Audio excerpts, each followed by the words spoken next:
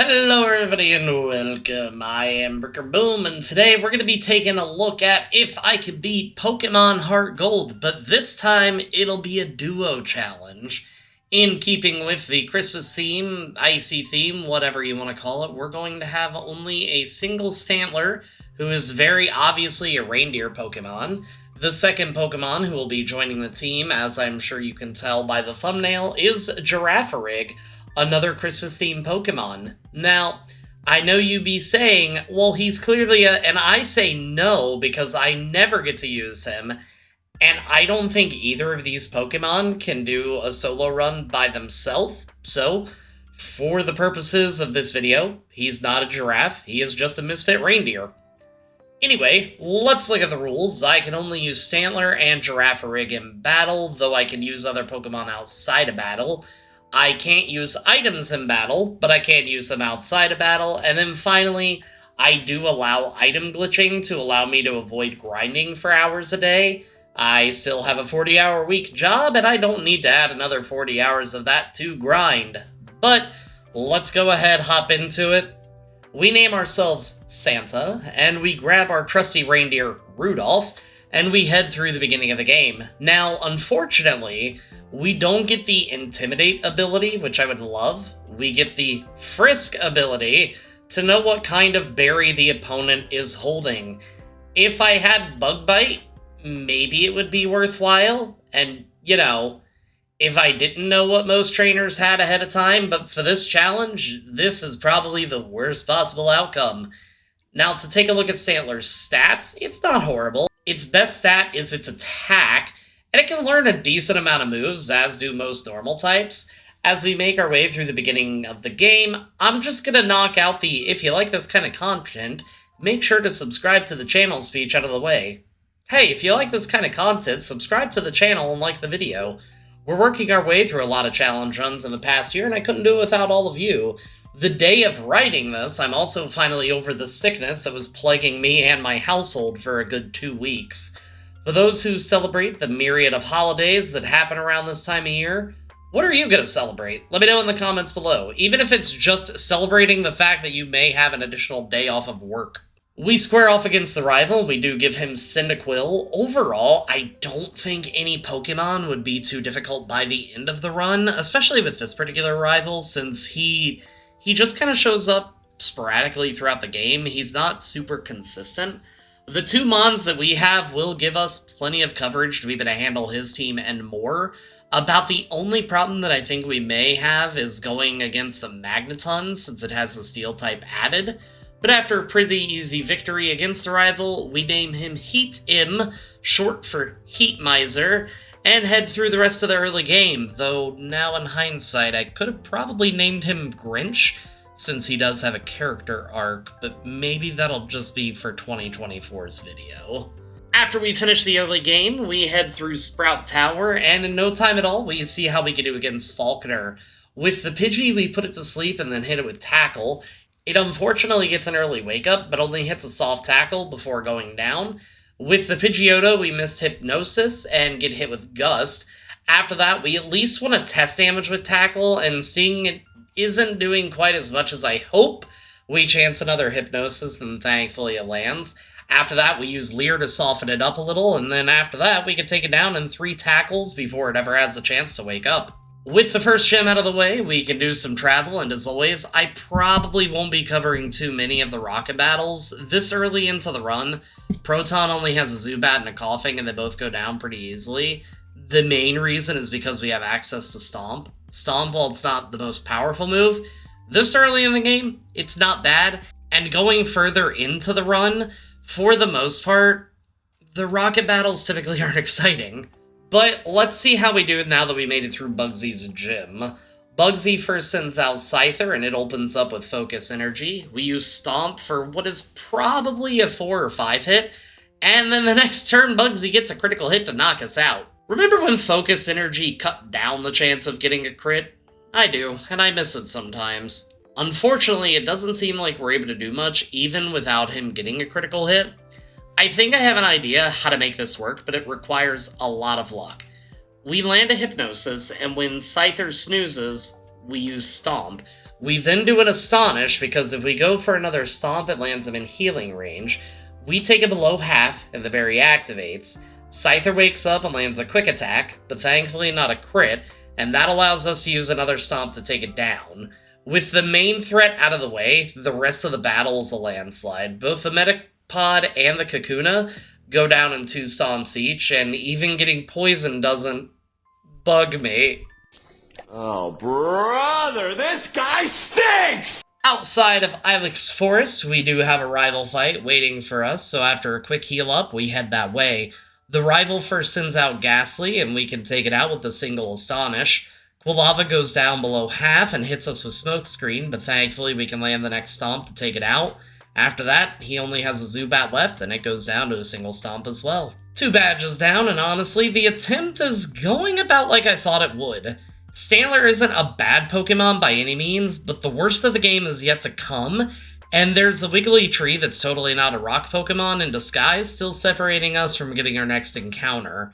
If I had selected Girafarig first, I know I would be able to get Stantler a bit sooner, but aside from the lack of Intimidate ability, I'm actually okay with how this is turning out so far.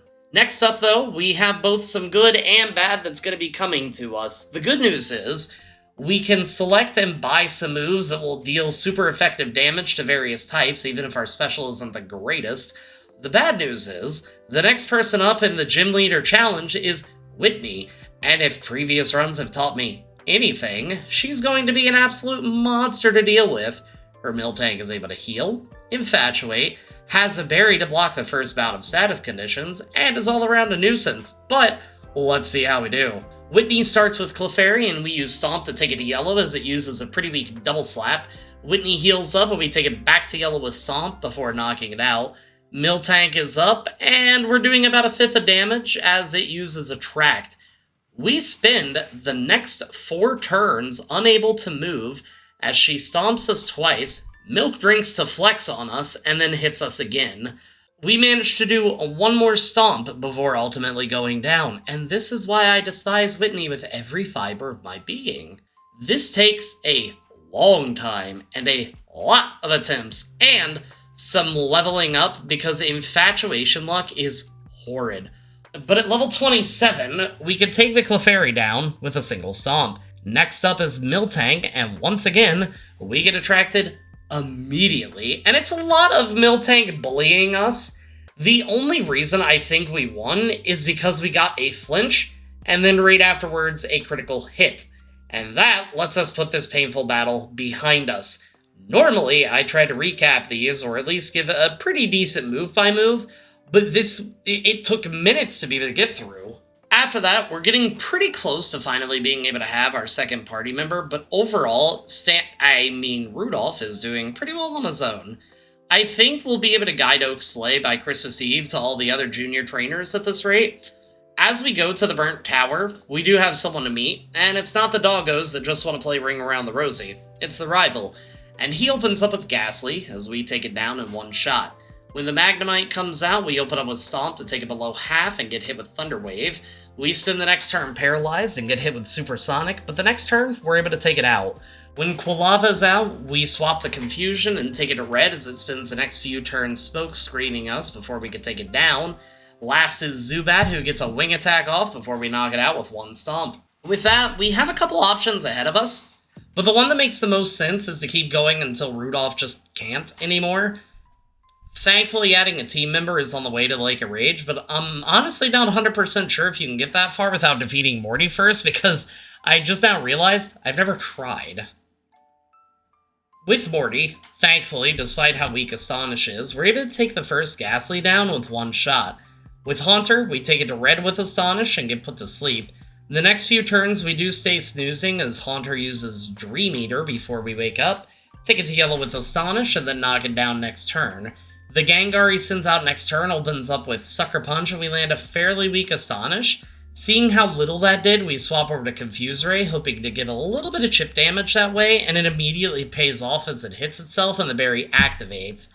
Naturally, it immediately snaps out of Confusion, but the next Astonish takes it to yellow, and then we can take it out next turn.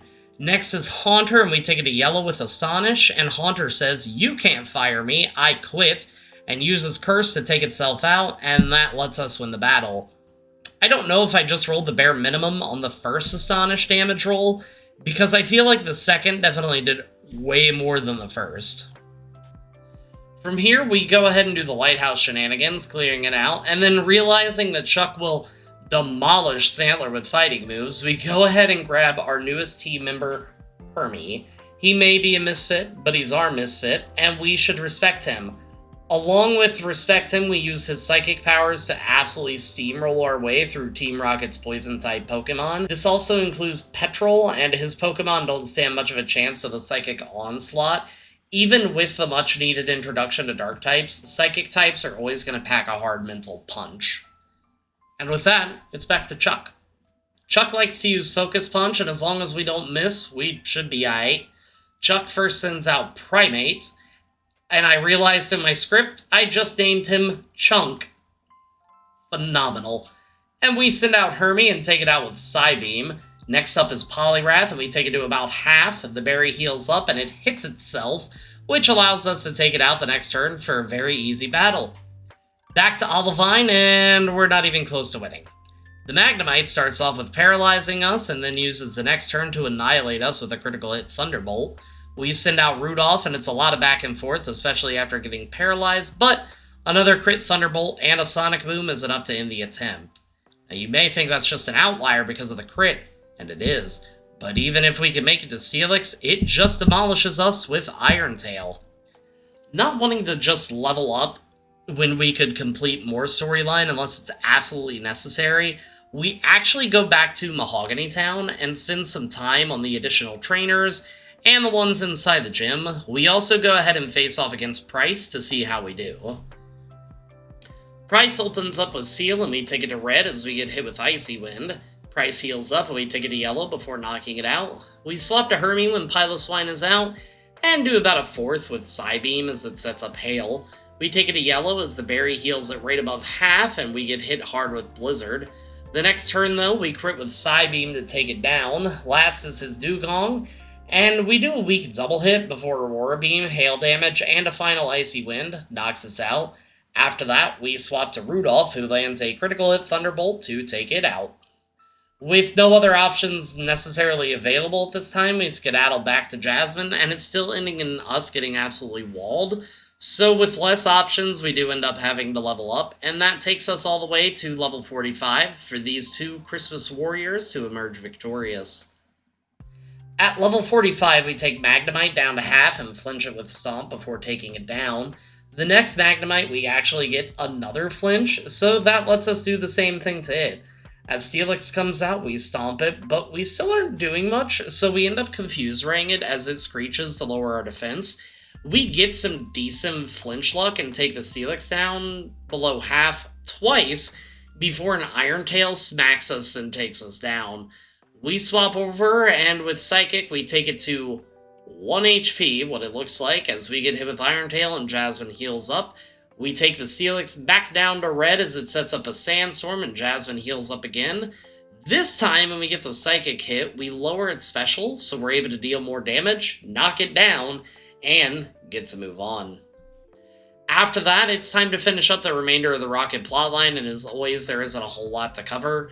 Most of the radio takeover is just grunts, and while Petrol has 5 coughings and a wheezing, now that we have a Psychic user, we don't have too much of a worry, and even Archer, with his slightly but not super diverse team, honestly isn't too much of a concern this time around. So, with all that preamble out of the way, we actually go ahead and move on and find ourselves ready to fight Claire. She sends out Gyarados first, and we manage to take it down with a single Thunderbolt. Next up is Dragonair, and we use Zen Headbutt for not very much damage as we get Thunder Waved. Between spinning turns paralyzed, we do take it down to red as Claire heals up. A few more stomps end up taking it down, but we're not looking great. The Kingdra is next and immediately takes us out with Dragon Pulse. We send out Hermie, and we can take it to about half with Psychic and lower its special, then spend the next 3 turns missing due to Smokescreen before we finally connect, and due to its lower special, we take it out. With the final Dragonair, we take it to yellow, it hits us with Thunder Wave, and then we push past multiple accuracy drops and paralysis to take it down. With the final gym out of the way, I think it's time to knock out some more side quests, but more importantly, Victory Road. I think when it comes to the Elite Four, we'll do pretty alright, but what do you think? I feel like Lance can be a bit of a roadblock given the fact that dragons are oversized monsters and he has 3 of them, but let's not get too far ahead of that. Let's see how we do against the final rival fight. Also, just thinking about it, do you ever want me to cover the optional rival fight inside Mount Moon? I think he levels up his team a little bit, and I want to say that's when his character arc comes full circle. So if you'd find it fun to watch, by all means, go ahead and let me know. Heat Miser first sends out Sneasel, which we immediately stomp to drop it in one shot. With Golbat, we take it to what I have to believe is, once again, 1 HP with Thunderbolt. It uses Air Cutter, and then we can take it out next turn. When Typhlosion is out, we use Zen Headbutt, and it flinches, so we use it again, and we get hit hard with Lava Plume, and we swap to Stomp to take it out. Cadaver is quite frail, so 1 Stomp is enough to take it out. When Magneton comes out, we use Stomp as it paralyzes us. After that, we keep stomping, but a Spark and Magnet Bomb soon takes us out. We swap over to Hermie, who can thankfully take it out, 1 Psychic. Last up is a Haunter, who we use Psychic on to also take it down and win the battle. With that, it's time to face the Elite Four, and Will is up first, and Will starts off by sending out Xatu. We send out Hermie and use Crunch, taking it below half, dropping its defense as it uses Confuse Ray. We smack ourselves next turn and get hit with Psychic, lowering our special, but thankfully the turn after that, we can take it out. With the next Xatu, we swap over to Rudolph, who gets hit to red with Thunderbolt. With the next Xatu, we swap over to Rudolph, who takes it to red with Thunderbolt, and the berry heals it outside of healing range. We do get hit with Psychic to lower our special before we do take it down. We swap back to Hermie upon Jinx's arrival and use Crunch to, again, take it to what looks like 1 HP before getting hit with Psychic. Will heals up, and the next Crunch gets a favorable damage range to knock it out. When Exeggutor comes out, we use Crunch as it uses Reflect, and another Crunch brings it to yellow as it puts us to sleep. We do take a Psychic and yet another special drop, but thankfully we wake up next turn to take it down.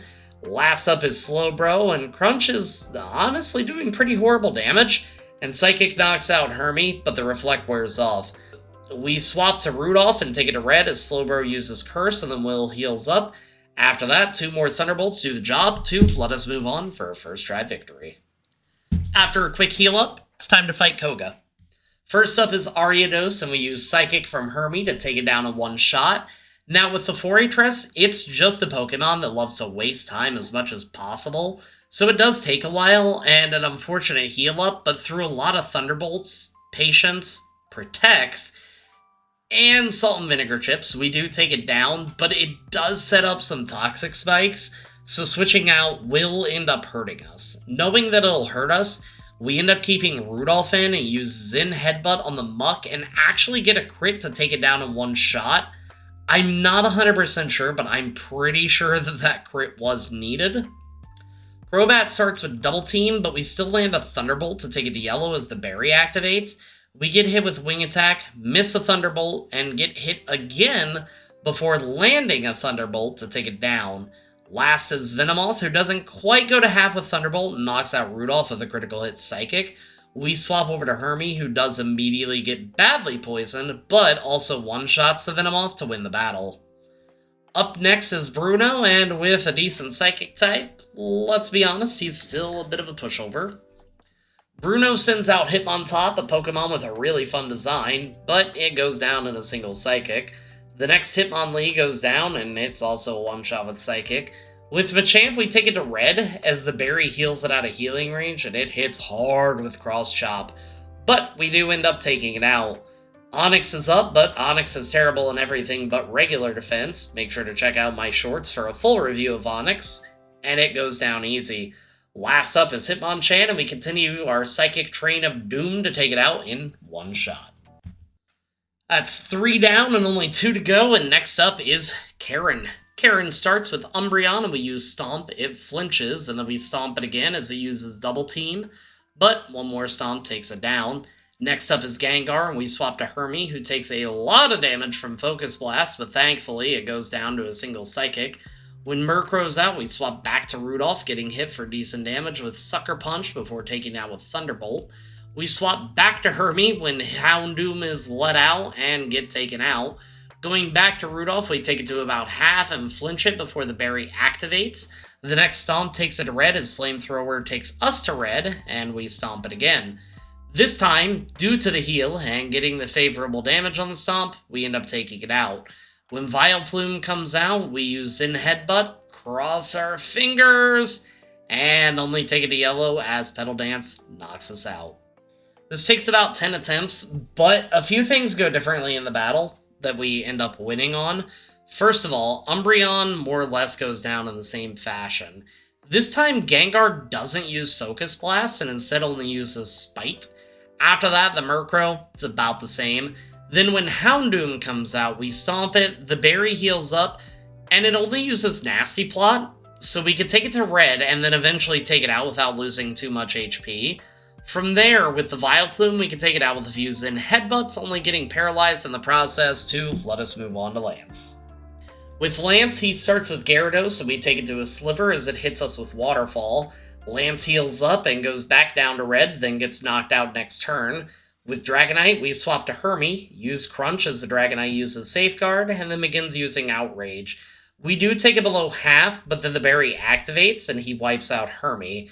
We swap back over to Rudolph, and Thunderbolt barely touches it, as it smacks itself and then goes down to Stomp. With the next Dragonite, we hit it to Stomp, and then Thunder knocks us out. Fair enough, GG, let's try again. As we try again at level 70, because we kept losing, Gyarados now goes down in one shot. We swap to Hermie for Dragonite, and use Psychic to bring it below half as the berry heals it, and it sets up Safeguard. We take it to red as it uses Outrage, and then we can take it out. With Aerodactyl, we swap back to Rudolph and use Thunderbolt to take it down in one shot. Then we swap back to Hermie for the next Dragonite and take it to yellow as it uses Thunder Wave. It misses Dragon Rush, thankfully, and that allows us to take it out with one more Psychic. When Charizard comes out, it also misses its attack, and we take it to yellow before it hits its attack, Air Slash, but we can still take it down. As the next Dragonite comes out, it takes Hermie out, and we swap back to Rudolph, taking it to half with Stomp, as it uses Thunderbolt and a Dragon Rush for good damage before we take it out to win the battle, and technically the challenge. Now, as you know, the run is won, but the challenge is far from over. We can go through all of Kanto, but being totally honest, most of the Kanto gym leaders are pushover. A majority of them are the same level, if not lower than the Elite Four, but Blue, on the other hand, has a wonderfully diverse team, and therefore provides a pretty decent challenge, so let's see how it goes. Blue starts off with sending out Executor, and we send out Hermie, who takes it to yellow with Crunch as it uses Leaf Storm. We can then take it out next turn. Rhydon is next, and we use Psychic to take it to red as it takes us to 4 HP with Earthquake. Blue heals up, and we take it to red, then take it down. Machamp is up, and we use Psychic to take it out in a single shot. Arcanine is next, and we do get knocked out with Extreme Speed before swapping to Rudolph and taking it to half. Flare Blitz does hit hard, and Blue heals up, but 2 stomps later, and we can take it down. Gyarados is a much-needed one-shot with Thunderbolt, and last is Pidgeot, who we hit with Thunderbolt to take it to red. The berry heals up, and it uses Whirlwind to bring out our Surf Pokemon. We swap back to Rudolph, basically forcing ourselves to take an attack, and then knock it out with Thunderbolt. I will admit, that took more than a few attempts, mostly due to Trick Room. Despite Trick Room being, well, tricky for us to be able to pull off, whenever the gym leader uses it, it seems to work out just fine. But we still have one battle left, red. For time constraints, I'm not going to bother covering the loss, because even Pikachu is able to take down Rudolph with a single Volt Tackle. So what we do, since we have a decent chunk of money, is go buy vitamins, level up, and consistently attempt, but even at level 100, well, I'll just have you watch attempt number 37. Red starts out with Pikachu, and we can finally take Pikachu out with a single Psychic, and with leftovers, we can stay somewhat healthy. It basically negates the hail damage. Snorlax is next, and we swap to Rudolph and take about a quarter of its health, flinch it, then hit it again.